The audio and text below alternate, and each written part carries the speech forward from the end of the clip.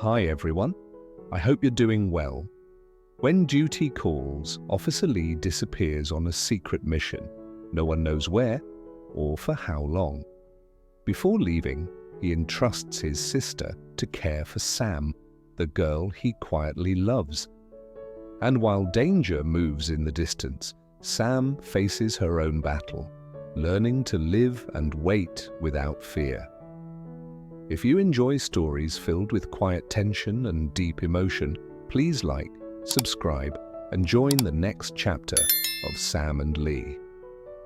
The morning fog hangs low over the street outside Officer Lee's house, thin like breath over glass.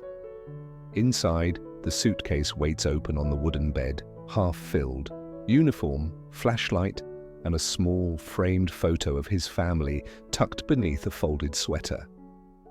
Lee moves quietly, as if not to wake the dawn itself. The message came at midnight. Emergency operation. Departure in 24 hours. The words still echo somewhere behind his calm face. Duty has its own heartbeat, steady, unrelenting, not waiting for anyone's peace. He checks his watch again before stepping into the small kitchen, where his sister Oan is already waiting. She stands near the stove, the steam from the kettle fogging her glasses. Her voice is tight when she says, "You could have told me sooner." Lee gives a faint smile. "Orders came too fast. I didn't want to worry you." Oan turns off the flame. "How can I not worry? You're my only brother."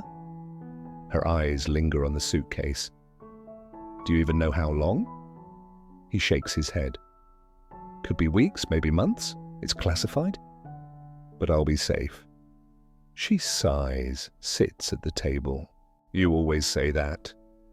He moves closer, resting his hand on hers. "This time too, I promise." The way he says it, steady, gentle, almost convinces her, though both know promises can't stop bullets or fate. After a moment, Oan reaches for a scarf and drapes it around his neck, her fingers trembling. "At least take this. And the jacket. It's cold where you're going." Lee nods, folding it neatly into his bag. "I've packed enough. Don't worry about me." "Then who will I worry about?" she mutters. "You think I don't know you've been helping that girl, Sam?" He pauses. The name warms the room for an instant. "She's doing better now, but look after her while I'm gone." She won't say it, but she still struggles. Oan softens. "You really care for her." Lee glances away, pretending to check his list. "She's family." The word lands softly, but Oan hears more than he admits. She presses her lips together. "I'll check on her every few days. Make sure she eats." "You said you bought her a new mattress?" "Yes," he nods, almost smiling. "And an electric blanket. She gets cold easily." "Good," Oan says, folding her arms. "Then maybe she'll finally rest." The kettle whistles again. Steam curls through the light. For a long while, they just sit there, brother and sister sharing silence that feels heavier than words. Later that afternoon, Sam's day begins at the market. The smell of citrus fills the air, sharp and sweet, tangled with the dust of morning traffic. She arranges the grapefruits neatly on a bamboo tray, polishing each one until it gleams. Her hands move with care. The work steadies her mind.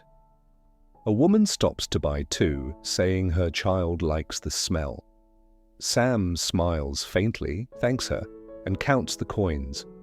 It's not much, but enough to keep the chickens fed, enough to feel useful. Yet every few minutes her gaze drifts toward the road that leads out of town. When the last basket is nearly empty, she gathers what's left, 3 ripe grapefruits, and tucks them carefully into a cloth bag. Instead of going home, her feet take her toward the small lane where Owen's house sits behind a hibiscus hedge. Owen answers the door, surprise flickering across her face. "Sam, you're out early." Sam lifts the bag. "I brought some grapefruits for you." "You shouldn't have," Owen says, smiling but clearly moved. She takes the fruit, setting it gently on the counter. "Have you eaten?" Sam shakes her head. "Not yet. I actually wanted to ask about Lee. He hasn't called." Owen's eyes soften. "He had to leave. An urgent task, he told me last night." The words hit Sam quietly. She grips the edge of her sleeve. "So soon?" Owen nods. 24 hours notice, that's all." At that moment, footsteps echo from the next room. Duke, Lee's colleague, still in uniform, appears with a cup of coffee in hand. "Sam, you're here." His tone is kind, trying to mask the weight of what he knows. "Do you know where he went?" Sam asks. Duke shakes his head. "It's a secret operation, even I wasn't briefed. But don't worry, Lee's one of the best. If anyone can come back safe, it's him." Sam nods, but her lips tremble. Duke adds softly, "He asked me to keep an eye on things here. I'll let you know the moment I hear anything."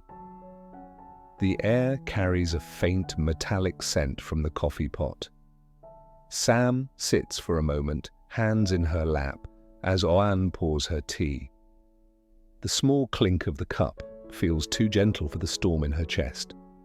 She whispers, "He didn't even say goodbye."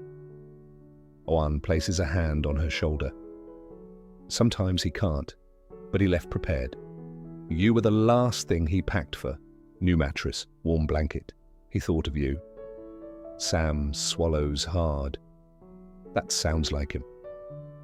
Outside, a motorbike passes, trailing dust into the soft sunlight.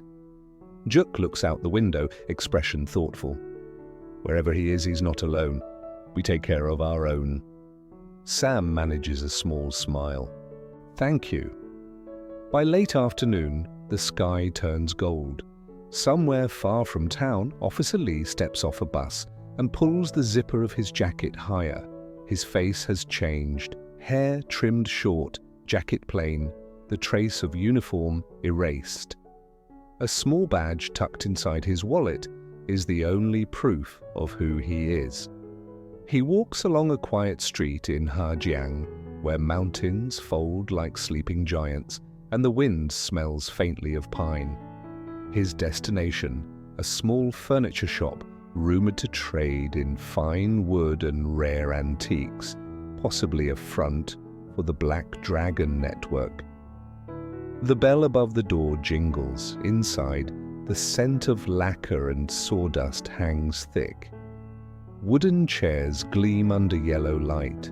Behind the counter stands a young man, maybe 25, sleeves rolled up, hair swept back with careless neatness. He flashes an easy smile, the kind that hides more than it shows. "Looking for something, huh?" the youth asks, voice bright, almost friendly. Lee's eyes sweep the shelves. "Tables, maybe clocks. I heard your store has good pieces." "All legal goods here," the young man replies quickly, tapping the polished edge of a chair. "Domestic timber, certified, everything clean." Lee bends to inspect the grain of the wood, fingers gliding along its smooth surface. "Beautiful work," he says quietly. "Hard to find wood like this around here, though." The youth's smile flickers but doesn't fade. "I have good connections. Quality comes with trust." Lee straightens, meeting his eyes. "Connections worth keeping secret, I guess." The young man laughs, a short, practiced sound. "Every craftsman has his supplier, you understand?" "Of course." Lee's tone stays calm, but inside a line of suspicion sharpens. "I might come back in 3 days to see more. I'm furnishing a house near town." "Then I'll save you the best stock," the young man says, still smiling. Outside, the wind sharpens. The late sun glints off the shop's glass window as Lee steps away, his reflection blurring among the orange glow. The street narrows toward the hills. The smell of resin and smoke mixes with the fading day. He walks on, jacket tight against the mountain chill, disappearing into the evening haze like a quiet promise to return. Not as a buyer, but as the man who will find the truth buried beneath polished wood and polite smiles. The afternoon fades slowly over the valley.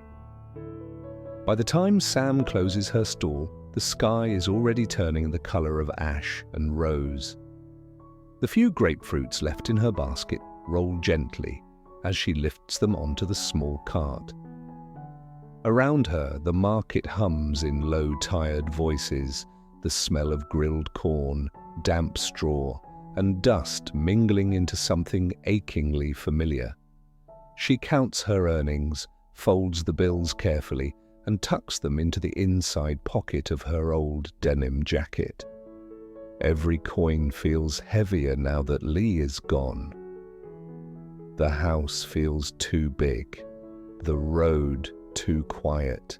Even the chickens seem to look for him when she walks through the yard. Before heading home, Sam stops by an old woman sitting beside a small stove near the market gate. The woman's basket is half full of dried corn cobs neatly tied in pairs. Smoke from the roasting fire curls up in thin ribbons. "Still feeding those chickens?" the woman teases gently. Sam smiles, reaching for a few cobs. "They're the only ones waiting for me." The woman laughs, a soft sound swallowed by the breeze. "Then they're lucky." 2 kilos? Sam nods and pays, feeling the coarse texture of the corn against her palm. The old woman wraps it in brown paper, hands trembling with age. "Your husband travels a lot, doesn't he?" Sam hesitates, then simply says, "He's working far away?" The word husband hangs in the air, strange yet comforting. She walks home carrying the bundle close to her chest. The road dips toward the riverbank. The fading light paints the water a pale copper. Every sound seems amplified, the splash of oars, a child's laughter, the bark of a dog. But inside her, everything feels muted. She keeps seeing the way Lee looked at her that night, the quiet certainty in his eyes when he said, "I'll come back." When she reaches the gate, the sky has dimmed into deep blue. She drops the corn by the coop and kneels to untie it. The chickens crowd around, clucking impatiently. She breaks the kernels loose, scattering them on the ground. The rhythmic sound of pecking fills the air. It's ordinary, comforting, yet every simple thing now carries the echo of Lee's voice. "You feed them like you're healing something," he once told her, smiling as he built the fence. She had laughed then, not realizing how much those words would stay. Sam sits on the small wooden stool by the coop, hands resting in her lap. Her mind drifts. The night wind slides through the bamboo slats, bringing a faint smell of damp earth. Somewhere in the distance, a motorbike hums, brief, then gone. The house behind her glows softly through the open door. On the bed inside lies the new mattress Lee bought, the white sheet, smooth and untouched since the night he left. The electric blanket folded neatly on top. She hasn't used it yet. It feels wrong somehow to unwrap it without him. She looks at the faint reflection of herself in the window glass. The woman staring back is older than she remembers, but calmer. She touches the sleeve of her sweater, still the one Lee gave her. The fabric carries the faint scent of wood smoke and soap. Her mind slips backward into the dark corridors of memory. There was a time when nights like this meant fear, not quiet. When footsteps outside the door meant pain coming. Her stepmother's voice, a sharp blade of contempt. Bitch's laughter, cruel and echoing. The day she was pushed out with nothing but a plastic bag and bruised hands. The streets cold and unkind. She remembers the first time she met Officer Lee. Rain hammering the tin roof of the police station, her clothes soaked, her eyes swollen from crying. He had offered her a cup of warm tea, then said softly, "You can still start over." No judgment, no pity, just steadiness. He was the first person who spoke to her as if she still had worth. From that day, she began to believe she could build something new. The small garden, the chickens, the green rows of vegetables, all grew from that belief. From him. The wind picks up again, scattering dry leaves across the path. Sam hugs her knees and whispers into the dark, "You told me to live well, to keep the farm running no matter what." Her voice trembles, then steadies. "I will." Inside the house, a clock ticks, slow, deliberate. Each second feels like the distance between two worlds, one where Lee walks through the door again, and one where only his memory does. She doesn't know which she's living in yet. She rises, gathers the empty corn husks, and tosses them into the compost pit. The chickens have quieted, huddled together under the lamp. Their feathers catch the glow like bits of amber. Sam closes the coop door gently, securing the latch the way Lee showed her. Back inside, she lights the small oil lamp on the table. The flame flutters, steadying against the wind. She sits, pours herself a cup of tea. The first sip is bitter, it always is, but warmth spreads through her chest. Her gaze lingers on the mattress again.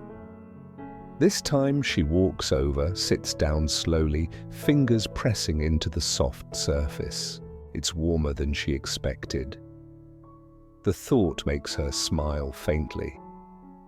She lies back for a moment, looking up at the ceiling where moonlight pools through the gaps in the tiles. For the first time, she allows herself to rest. Her hand brushes the edge of the blanket. "You kept your promise," she whispers, half asleep. "You made sure I'd be warm." The night deepens outside. Crickets sing, a dog barks twice, then silence returns. Sam drifts into dreams, not of fear, but of a man in a simple jacket, walking through mist toward the mountains. His silhouette fades, but the warmth he left remains, spreading like dawn under her skin. Some people protect you by staying beside you. Others protect you by teaching you how to keep living when they're gone. Either way, love leaves warmth that doesn't fade.